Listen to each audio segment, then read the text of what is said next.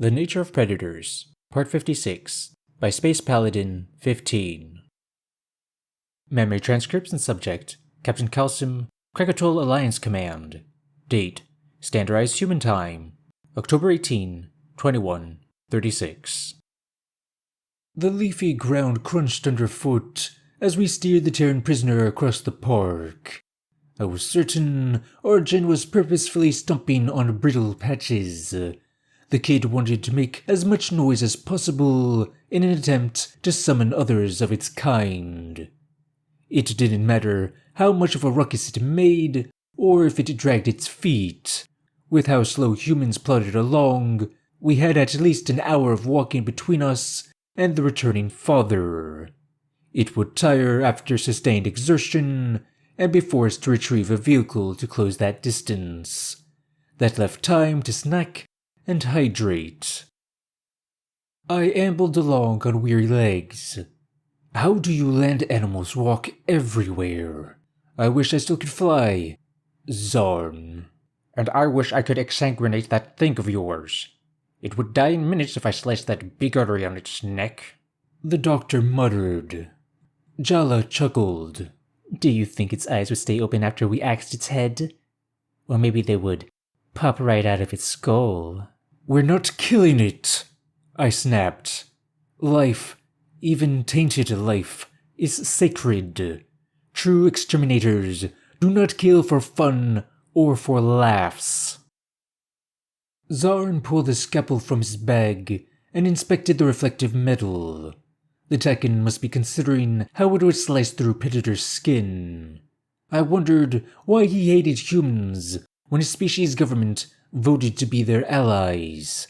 What left him so certain that social hunters had no emotions or benefits? I tried to focus on our travels, knowing we couldn't rest before Arjun's father did. The kid's skin was damp, but the strain to its breathing was minimal. We had been walking in the afternoon heat for an hour, and its legs weren't fully grown. It should be panting and stumbling with exhaustion. What regiment has this human hatchling been through? Its little lungs must be on fire. We need to rest for its sake soon. Additionally, there had been a surprising lack of predator sightings in the forest environment. Something must have picked up our scent by now, but none of them had investigated further. Did other hunters fear the apex humans? The primates shouldn't scare wild beasts with their unimpressive forms. Arjun jerked backwards and howled against the tape. I cursed as the kid clipped my broken wing. Did I tell you to stop walking? We'll rest in a few minutes. You're almost there. It continued screaming beneath the gag, and his binocular eyes were almost hysterical. If something frightened a predator, that gave me pause. There must be a reason it refused to walk, unless this was a time-wasting trick. The fear looked strikingly real though, so I was inclined to believe the antics.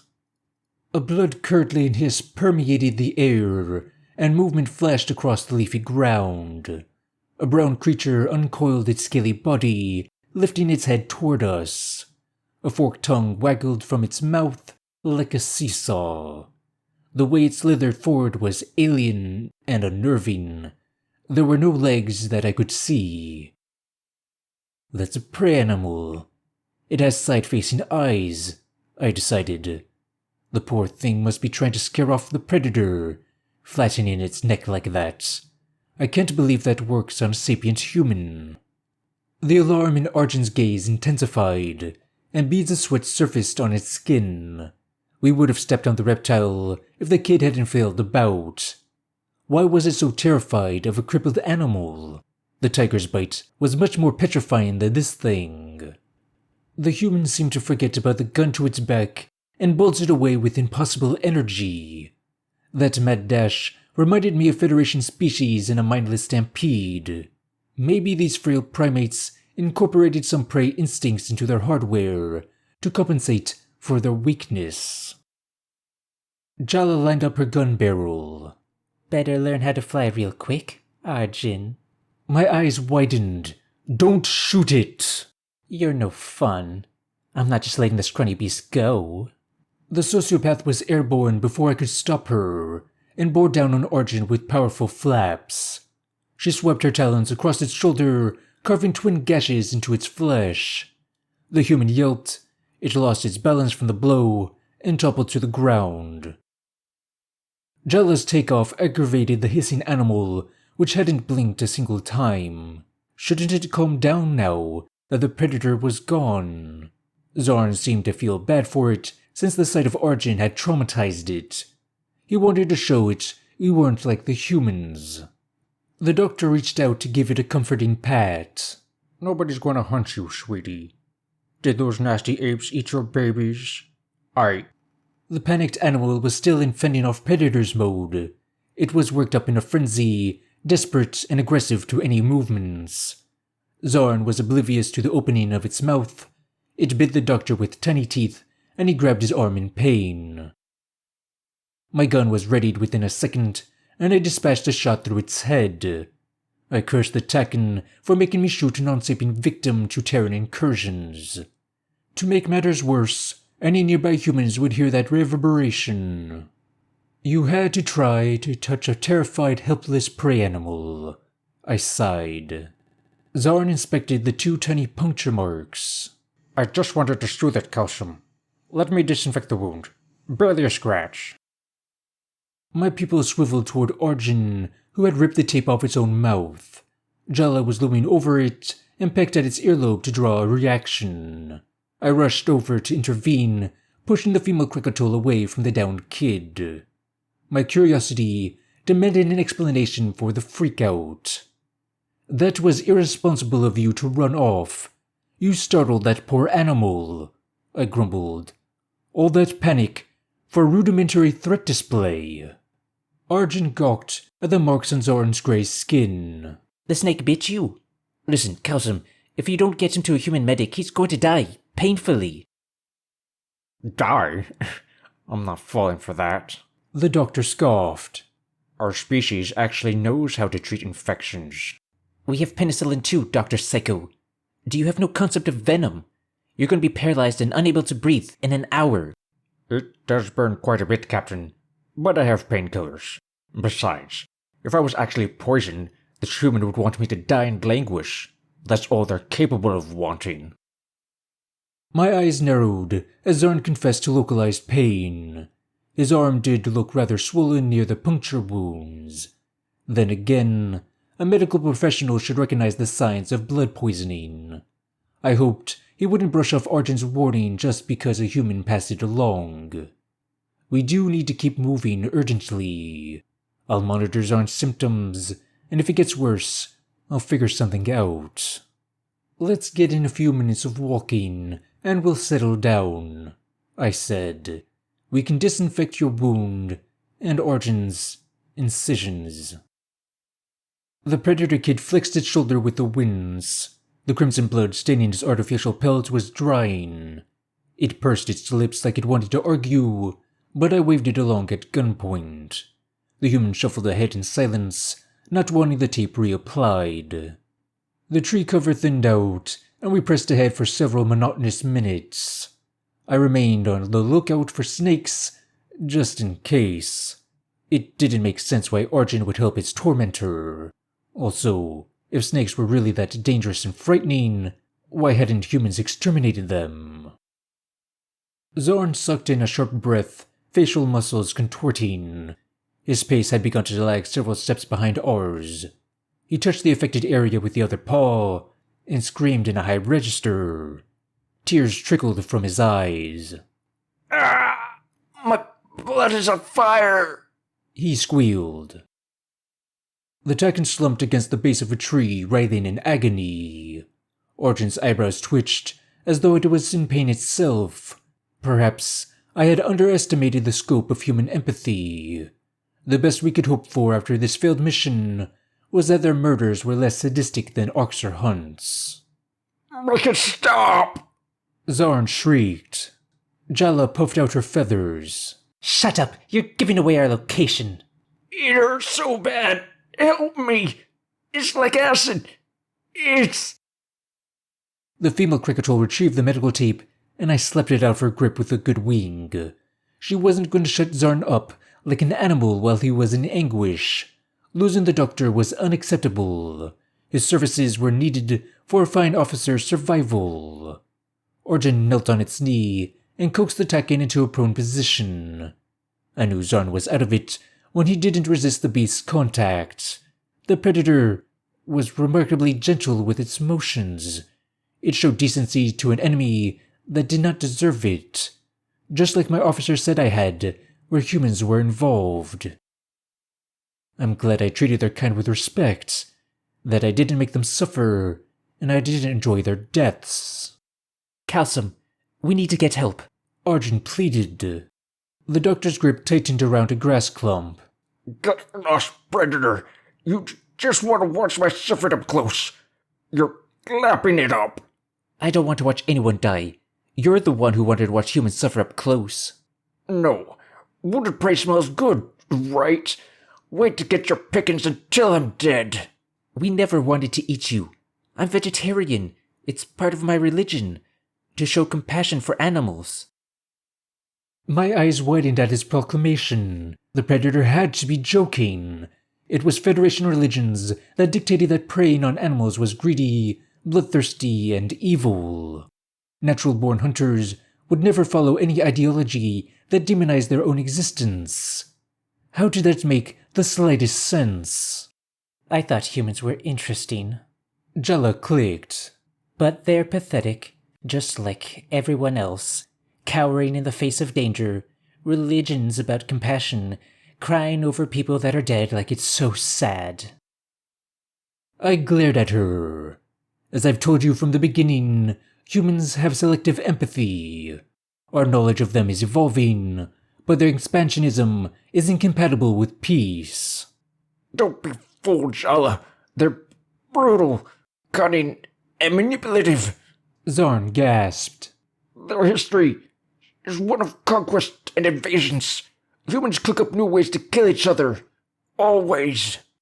The doctor howled through gritted teeth as a spasm rippled down the afflicted limb.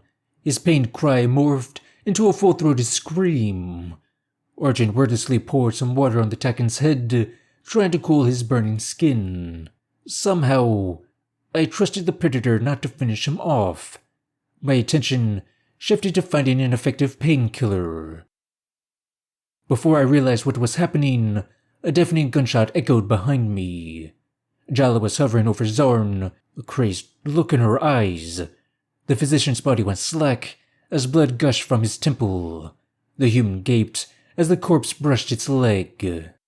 I aimed my sidearm at the sociopath. "What did you do?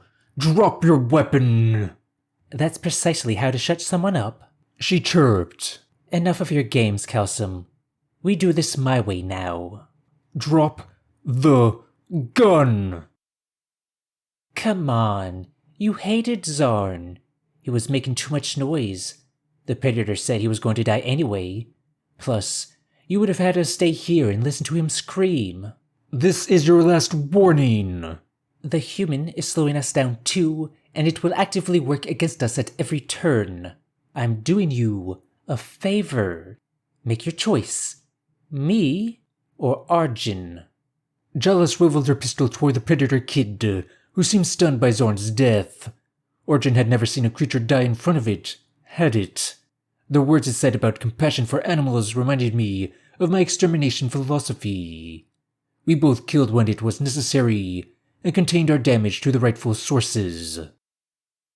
Against all odds, I appreciated this predator's way of life.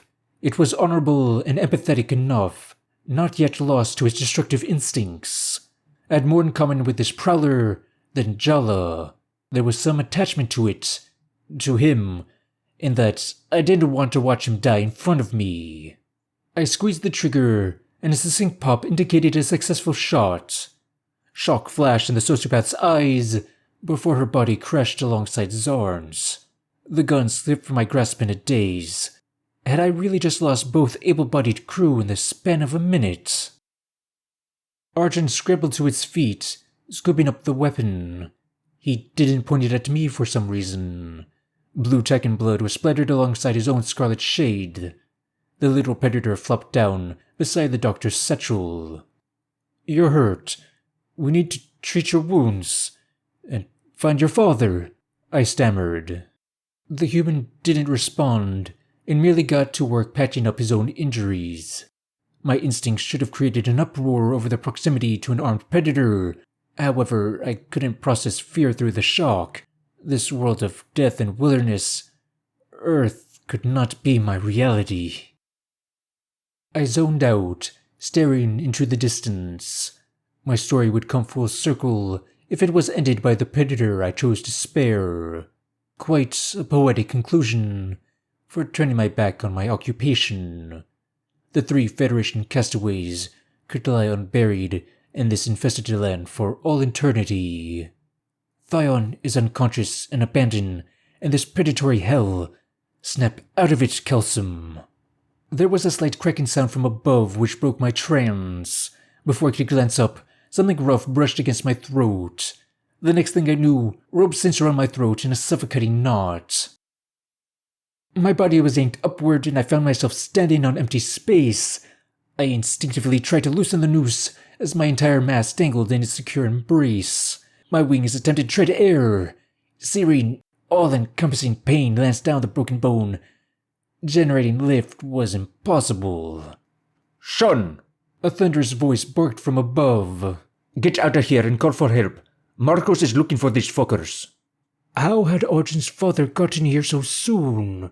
There was no way a human predator could have closed the distance without running. But running that long was impossible unless their endurance was nigh divine. The kid hadn't tired at all either. Oh, sweet Inatala. Arjun palmed his black hair. "Tell me you regret what your species did, Kelsum. Please." "Regret? Sure, I always did," I croaked. "But it was the only way to secure a future. I did my duty." The human youngling watched as my oxygen supply dissipated. His vicious eyes watered. I knew he was thinking about Ben Galaroo, contemplating how my orders leveled dozens of cities like it. The poor thing never understood the bleak necessity. A constricting pain centered around my larynx, and my field of vision began to diminish. Awareness was receding, like sinking into a vast ocean. Struggling didn't seem important anymore. I felt like I lived a good life, a meaningful one. Cut him down, Dad, please. Arjun's voice sounded as though it came from underwater. He saved my life from the other 2 multiple times. I don't want him killed. The adult human growled a reply I didn't register. Its voice was charged with bellowing savagery, a preview of what Arjun would sound like at full maturity. I didn't want to see him transform into an unstable beast, constantly beleaguered by the need to chase. That sickening development was the reason why pups were supposed to be exterminated. The kid offered a plea that was incoherent as my eyes fluttered shut with grim realization. The rope released its grip, and I plummeted back to the earth with a muted sensation. The little predator poked at my beak, but I couldn't move a muscle. The world faded away, leaving me helpless at the paws of the warlike monsters.